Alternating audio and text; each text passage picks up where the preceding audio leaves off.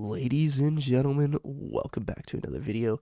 This is the Road to Title series episode. I don't know, but we are a couple videos into this series, and man, it has been quite the run. We started at around 1,500 FIDE last year and climbed up all the way to 1714, which was our peak FIDE rating. And so now we're starting 2026, close to our peak, and we are playing 1674 or 1620 nationally rated and FIDE rated Bruce Coates of Calgary, Alberta. Bruce is a pretty good player. He plays a lot of e4, d5, and I was ready to do some preparation against that. And he's also 2100 bullets, so I didn't know what to expect. Apparently he's pretty good, so I was going to give him a run for his money. Apparently he had a winning position against an 1800 last tournament, or like last game in the tournament. And yeah, this was going to be very interesting.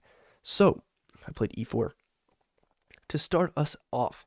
And so I was preparing d5. I had wanted to play a very fun gambit against his d5, but instead of playing that, we got pawned to c5, and I was a little bit disappointed.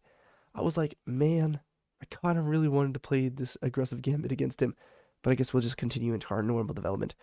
We get knight f3, and then in a couple of minutes, he just decides to play g6. And this is the hyper-accelerated dragon variation of the Sicilian defense. And man, I kind of struggle with this one because there's basically one idea that I basically do for Sicilian prep, and that's basically convert every Sicilian I can pretty much into what we know as a delayed Alpin. And so I could kind of take some time, and I just play c3 anyway because, you know, that's just kind of food for thought.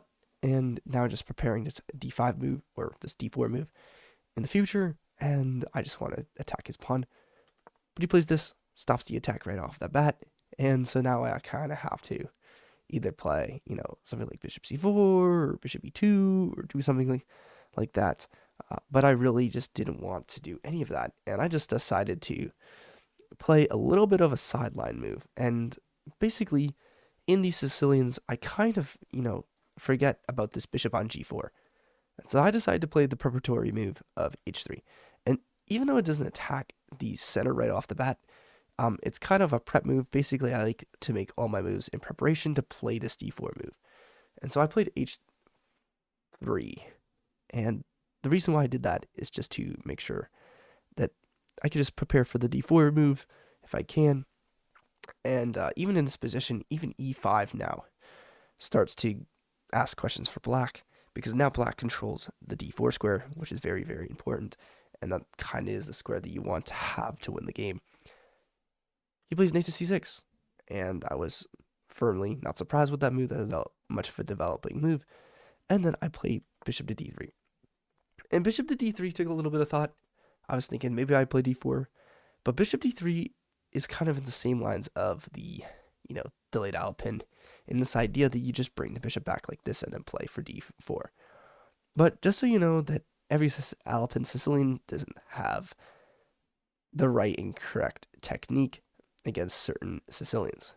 And well, my opponent plays d5, which is the correct response, and honestly should just be said as the best move because it basically attacks the center. And so now I have to ask the question, do I just castle and let him just attack me, or do I just do none of that and basically just allow him to, you know, be the mean green fighting machine in this position? And there's actually an idea. For me, I realized that queen e2 is actually a super interesting utility move, especially when, you know, this pawn is under threat.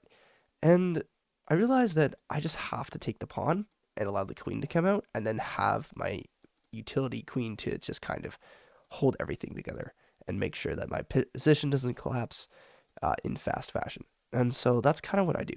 I go takes, he goes queen to takes d5, and then I play queen e2. Not the best move, but it's one of those moves that's, you know, unique to the position. And for me, I have ideas of going here or going here, and then developing for d4 and then castling. And so yes, I'm slightly worse, but I have attacks right off the bat, and I can easily get some tempo right when things get started. And now my opponent plays knight f6, which is very reasonable in the position. And now I just take a little bit of time, calm myself down, realize that I have lots of time on the clock because this is classical, and unless you're in deep, deep theory, you're not really going to run on time. And for me, I just castle in this position. Now, what my opponent should have done is just instantly castled. If he instantly castled, I would have had some problems. I would have really would have had, a reason to try and fight for my position, try and figure out how I'm going to play d4, and so on and so forth. But my opponent doesn't do any of that. My opponent plays a very odd and peculiar move. It actually plays bishop to f5. And now, notice how black doesn't have a real advantage, and notice how white is slightly better, according to the computer. Yeah, because basically, my black wants me to trade. And that's the main goal. But for me, I know better than that. I know better not to trade. This is a tournament where you got to realize that there are strong players, and it's best not to trade your most valuable minor pieces. And the bishop is kind of a valuable minor piece.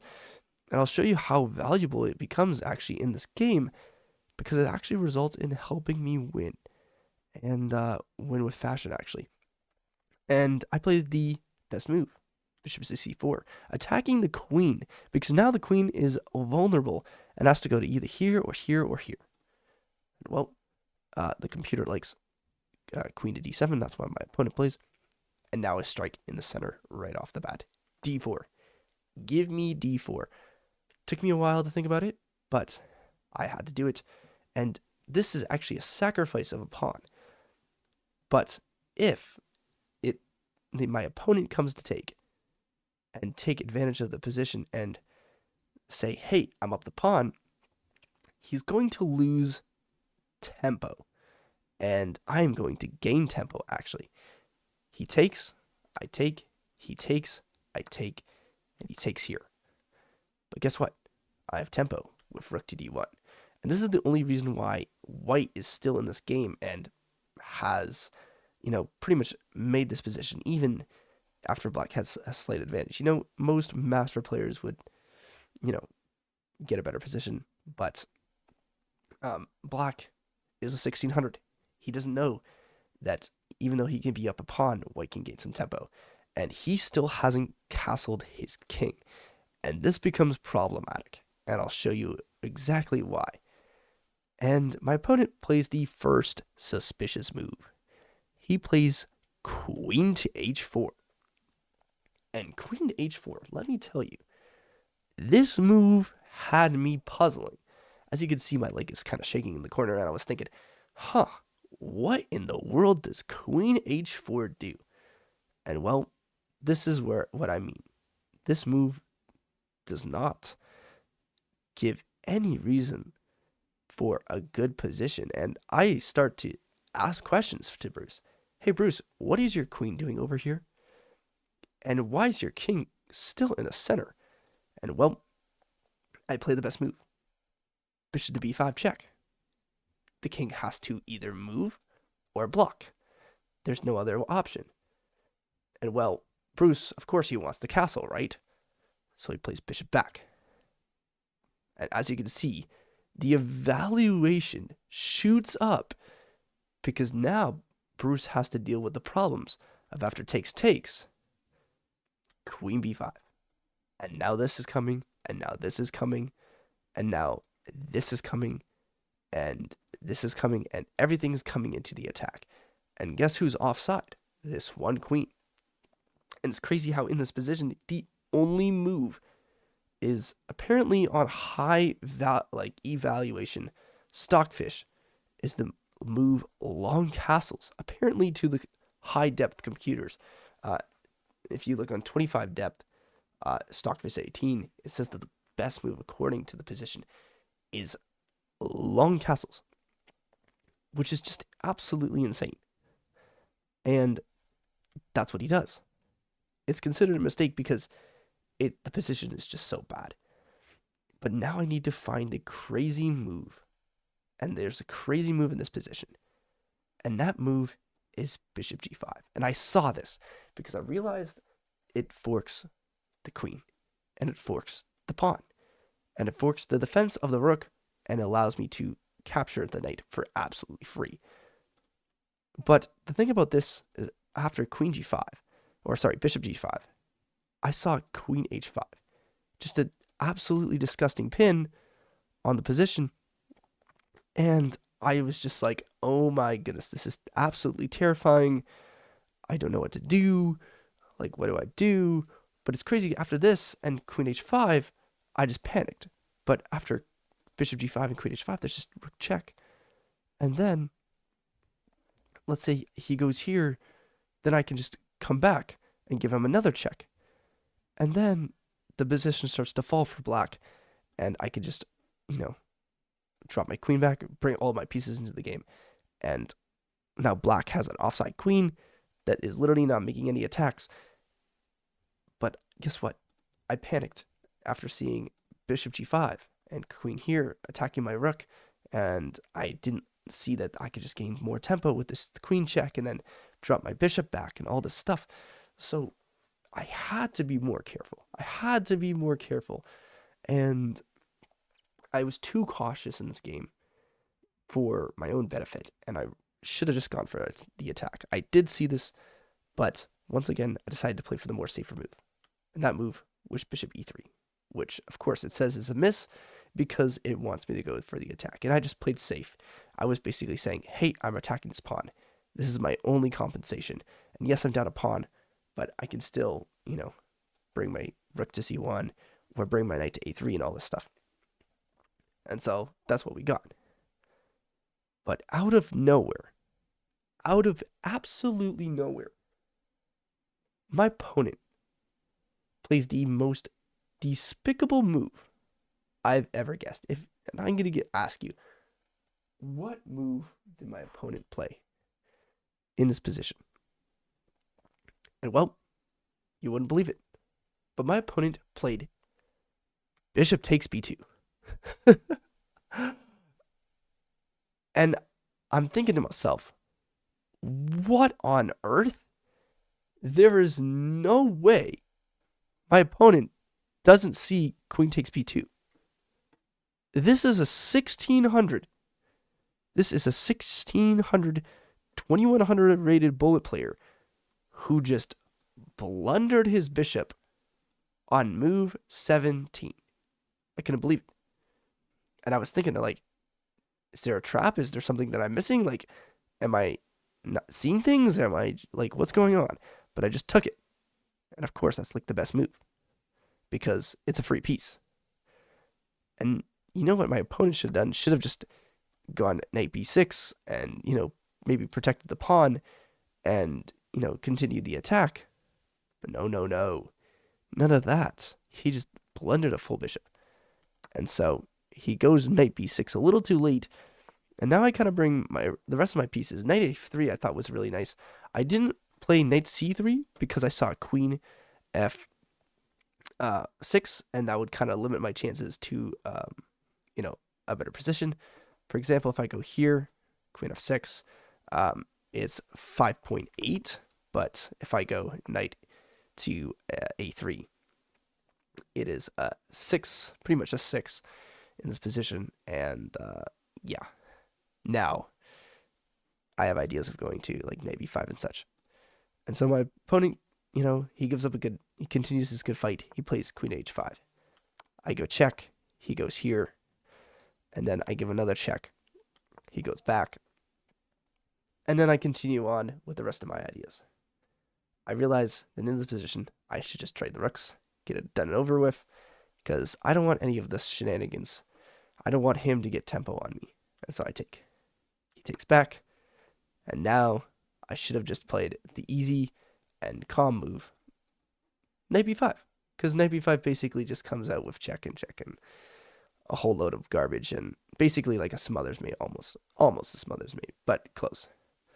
I thought of ideas of maybe like doing like maybe a sack or something, but I didn't think that was correct. And in the end, I realized that, that was just a silly train of thought. And so I'm kind of glad that I did that. And so I just played the common, easy move, queen c2. It's inaccurate, but it's still winning. I mean, I didn't want to risk any chances of, like, you know, him getting tempo and then, resulting in a draw after, like, something like this. I know my bishop guards this line, but basically I see ghosts. When you're playing over the board, you're just going to see ghosts sometimes, and that's what happens. And so after queen c2, my opponent plays actually a really bad move, and he plays a6. And a6 just allows the threat of absolute damage to that knight. That knight has no squares to go after the move that I played, and that move was bishop e3. And bishop e3 now covers this square, and covers this square, or covers the escape square for the king.